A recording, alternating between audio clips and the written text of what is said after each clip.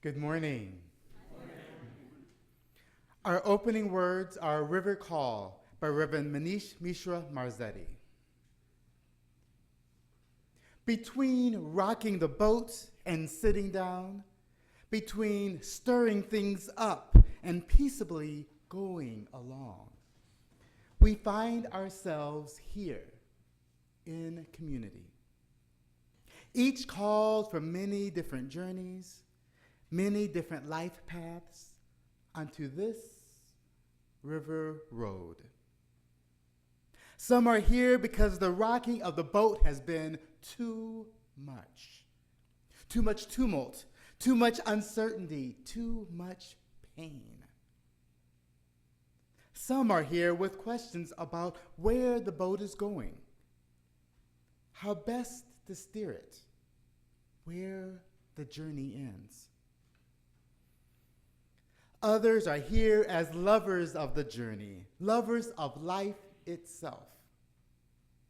Here in front, beside, behind, each a passenger, each a captain, doing the best we can. Rest here in your boat with me, the river calls. Listen to how I flow, the sound of life coursing all around you. Let the current hold you. Let the current guide you. The river that gently flows through your soul whispers, "Come, let us worship."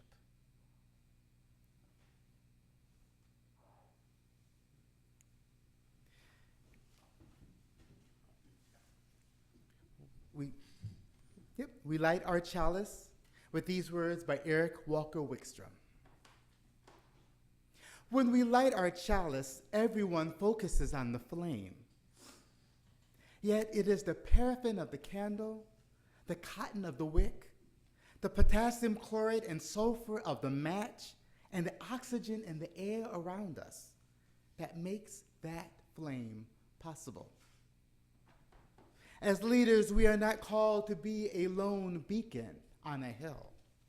Rather, we are meant to work together so that we might together shine.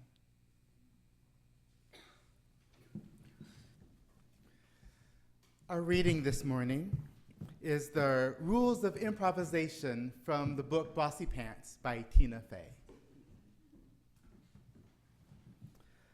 The first rule of improvisation is agree. Always agree and say yes. When you're improvising, this means that you are required to agree with whatever your partner creates. So if you're improvising and I say, "Freeze, I have a gun," and you say, "That's not a gun, that's your finger," well, then that doesn't go anywhere. But if I say, "Freeze, you have a gun," and I say, "The gun I gave you for Christmas," then we have started a singing because we have agreed that my finger is a Christmas gun. Now, obviously, in real life, you're not going to agree with everything everyone says. But the rule of agreement reminds you to respect what your partner has created and to at least start from an open-minded place. Start with yes and see where it takes you. As an improviser, I always find it jarring when I meet someone in real life whose first answer is no. "No, we can't do that. No, that's not in the budget. No, I will not hold your hand for $1. What kind of way is that to live? The second rule of improvisation is not only to say yes, but yes and. You are supposed to agree and then add something of your own. If I start a scene with, "I can't believe it's so hot in here," and you just say, "Yeah," well, we're kind of at a standstill. But if I say, "I can't believe it's so hot in here," And you say, what did you expect? We're in hell. Or, yes, this can't be good for the wax figures. Or you say, I told you we shouldn't have crawled into the dog's mouth. Now, we're getting somewhere. To me, yes and means don't be afraid to contribute. It's your responsibility to contribute. Always make sure you're adding something to the discussion. Your initiations are worthwhile.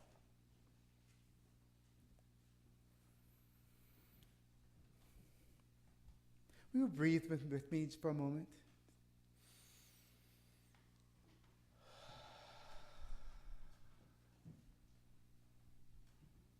Just good to be with you this morning, and this rainy morning.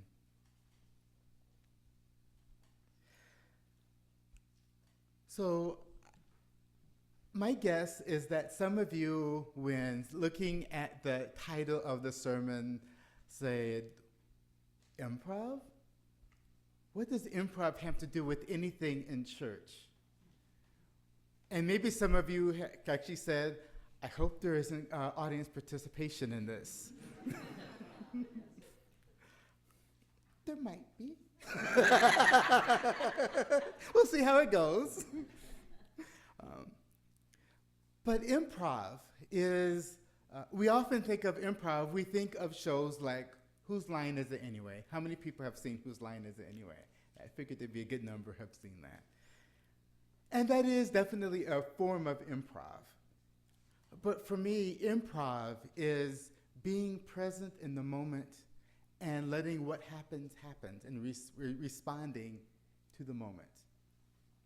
It's often telling some sort of story by what just is in our head, what is moving with us. And in fact, since we don't know what's next in our life, what's going to happen in the next moment, we improvise all the time. We just don't call it improvisation, but we live by improv. We respond to whatever happens to us, and we make do.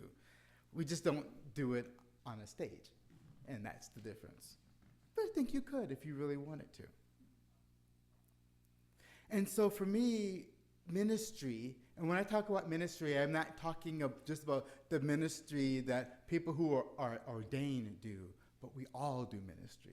We all do something to make the world a better place, to help make this congregation grow and thrive.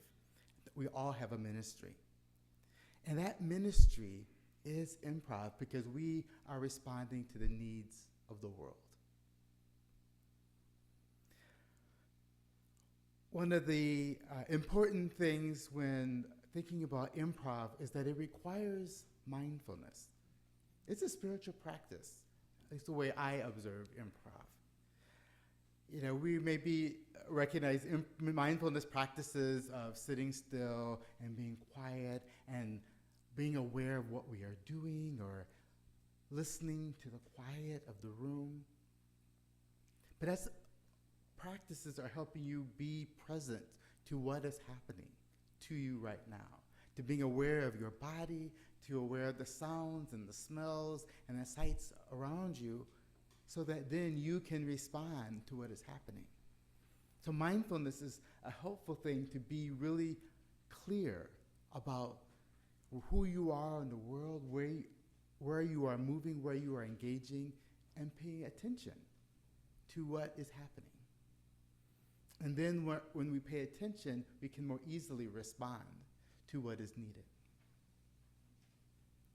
I taught a class at United Theological School called Ministry as Improv, bringing a lot of the themes that I'm sharing in this sermon. And in fact, your former minister, Janet Newton, was one of my students in that class.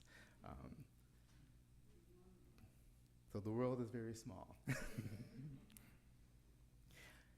So as the reading reminded us, with improv, you need to start from a place of yes. The improv guru, Keith Johnstone, writes that there are people who prefer to say yes, and there are people who prefer to say no. Those who say yes are rewarded by the adventures they have, and those who say no are rewarded by the safety they attain. There are far more no-sayers than yes-sayers, but you can train one type to behave like the other. In many ways, learning improv is learning to move from being a no-sayer to a yes-sayer, to be able to find those moments when we say yes more often than we say no. And in fact, we need to be able to say both say no and yes. It's not helpful to say no all the time because there are things that we don't get to experience. We are maybe safe and protected, but then we don't actually get to hear that music that we might actually find out that we love because we're like, oh, I don't want to go to that place to hear this concert. Or we don't try anything new. And if we say yes to everything, then we might get a little reckless and, then not pay attention to ourselves and our bodies and our own needs because we're so much out doing the new thing. So we need to find that balance.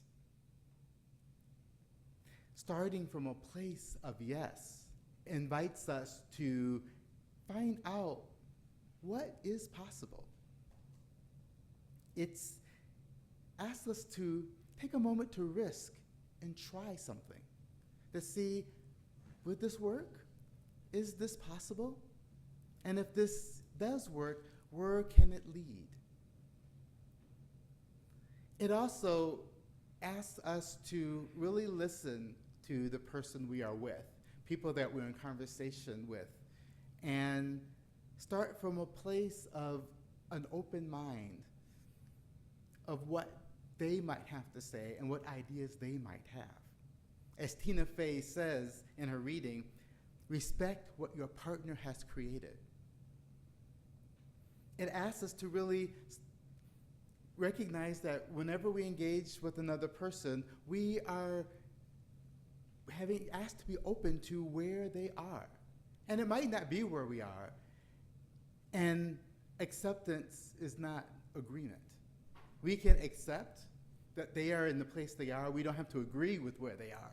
But if we can start from the same place, we can at least then figure out how we can move next. I think many ways in which we deal with people with differing opinions from ours, where the biggest clash is when we start from a place of no. And so we have denied them before we even begin the conversation. And so then we can't expect someone to even think about being in a place where we might be or shifting their opinion if we've already hit them with no and told them that their understanding of the world doesn't exist. But if we can say, okay, this is where you are, this is where I'm at, maybe we can see if we can at least come to a middle understanding, and hopefully they might change to a way of being that might be more in line with our values. That gives us a place to go. But if we start from no, there's no place, and we've just ended the conversation before it has even begun. But not just with that sense of saying yes. It's yes and. We need to add something to the conversation. We need to be collaborators in creating what is next. In this reading, Tina Fey gives all these scenarios about, if I can't believe it's so hot in here, all the different answers that you can come up with.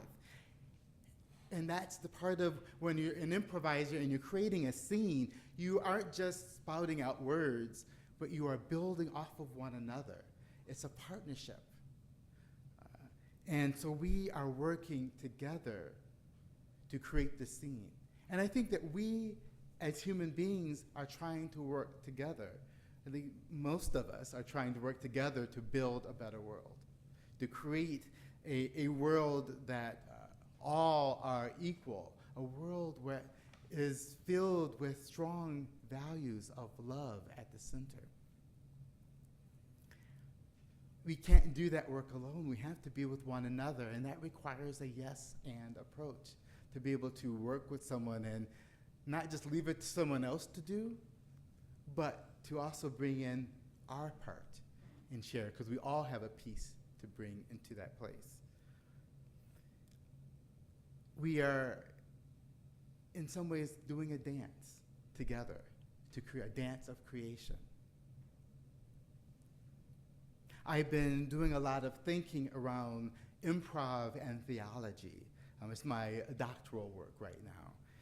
And I have this idea of love, as we've been talking about love at the center in our new languaging. And my question I've been wondering is, what if love was an improviser and was inviting us into the creation of a new world?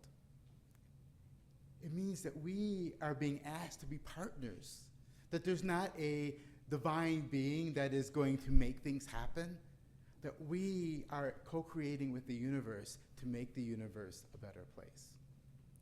And if we are moving out of that, then we have a responsibility as part of it.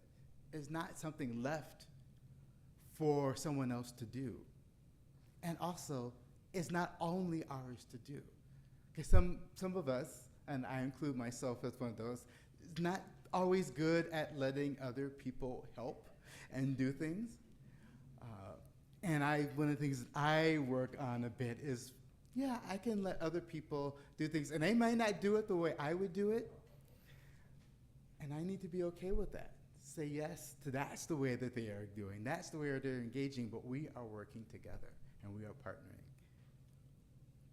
And I also don't have to leave it to them. It's like, oh, this is not my thing. I'm not gonna deal with it. Somebody else, oh, they want to do it, great, they can do it, but they might need help. And so, what is my work to help them in the work that they are doing? One of my favorite improv rules that I heard when I took a class at Improv Boston, and I've never seen it anywhere else, so it must have been just a rule that they had. I think it's so important, is make your scene partner look good. Can you imagine if we engaged the world and our focus was not on ourselves but making the other person look good? Can you imagine what this world would be if we were all had that mindset? That's something that that's a world I would like to live in, that we're really paying attention to the other person and we're drawing on their strengths, and we give people opportunities to do the things that they are good at, and we don't force someone to do something that we know they're not good at, but we want them to do it anyway. We bring out everyone's skills and gifts and best way of being. It's our universalism in action. This idea that that love is so strong that it calls out the best in us.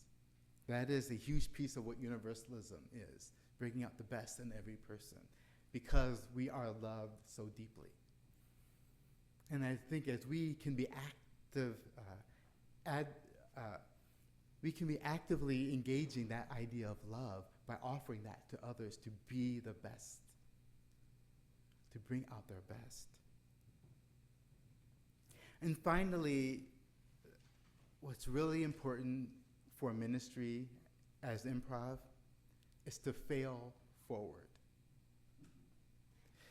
Mistakes are opportunities for learning.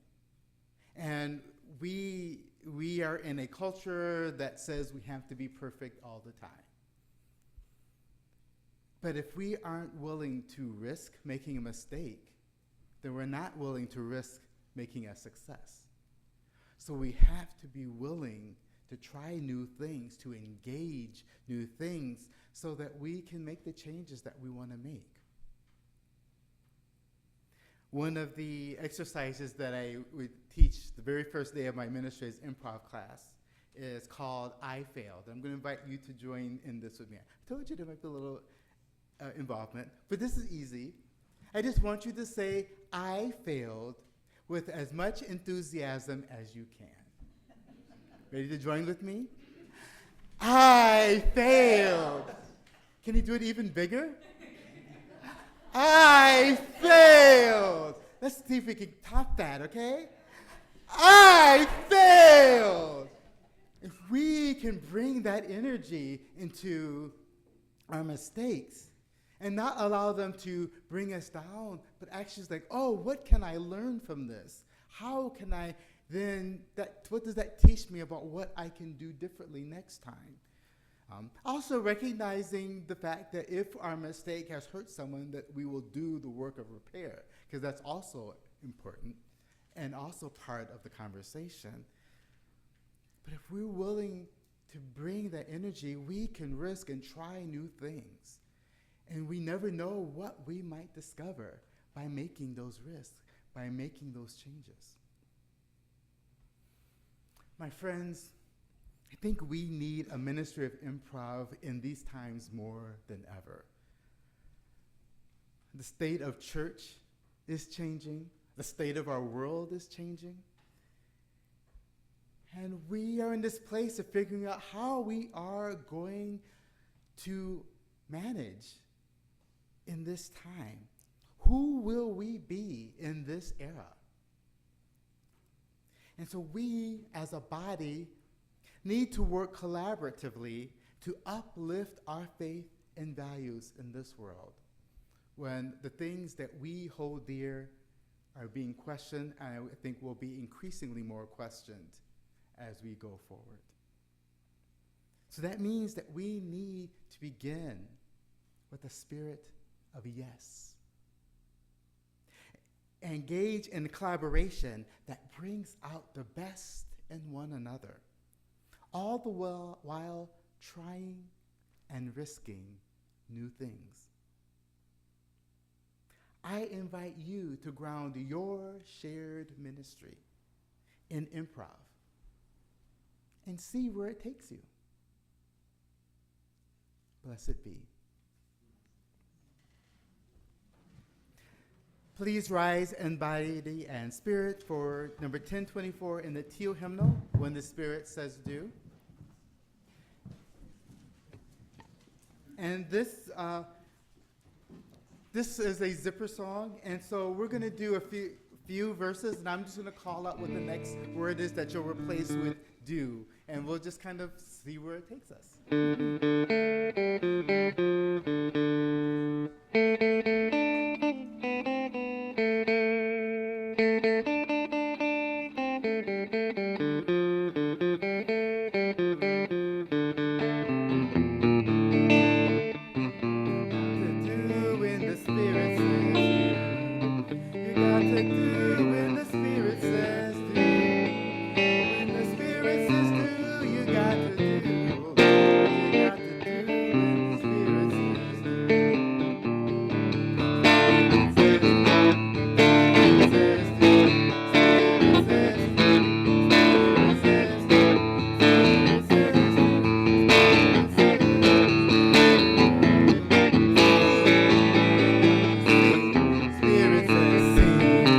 You got to sing when the Spirit says sing.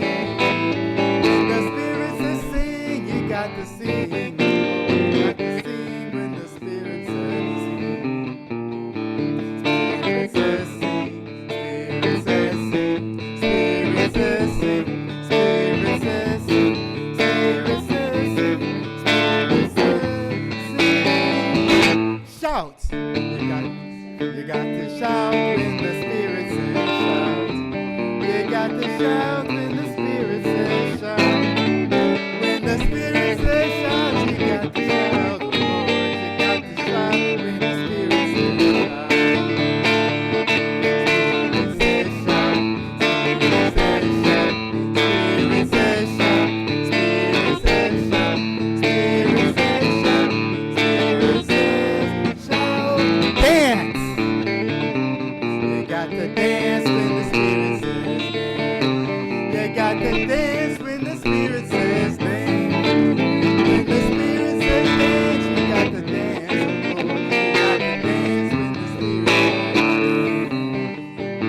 Spirit says dance. Spirit says dance. Spirit says dance. Spirit says dance.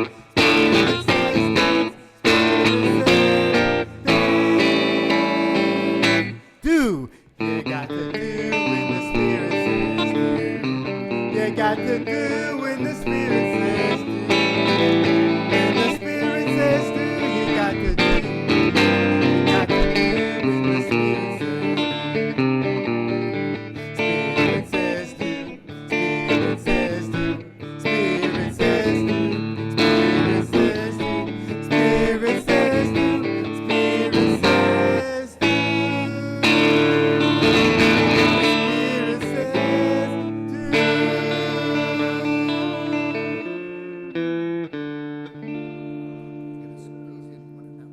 Yes.